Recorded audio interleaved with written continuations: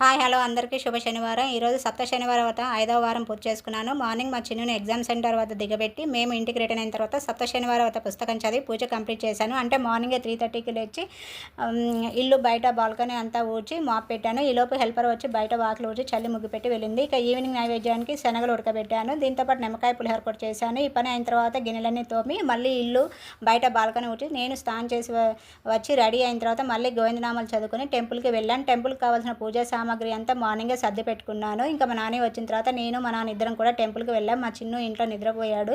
అంటే తను ఎగ్జామ్ రాసి వచ్చాడు కదా, బాగా టయర్డ్ అనమాట. ఇంకా తను డిస్టర్బ్ అయితే చేయలేదు. నేను ఈరోజు చేసిన నైవేద్యాలు ఏంటంటే నిమ్మకాయ పులిహోర, వైట్ రైస్, కాకరకాయ పులుసు, ఇంకా చిమ్మిలి ఉండలు చేశాను, వడపప్పు బెల్లం ముక్క పెట్టాను, పానకం చేశాను, నల్లద్రాక్ష కంపల్సరీ పెట్టాలి కదా. ఇంకా ఇవి నేను చేసిన నైవేద్యాలు. 5వ వారం అయితే పూజ కంప్లీట్ చేసుకున్నాను. హ్యాపీగా గడిచింది ఈరోజైతే.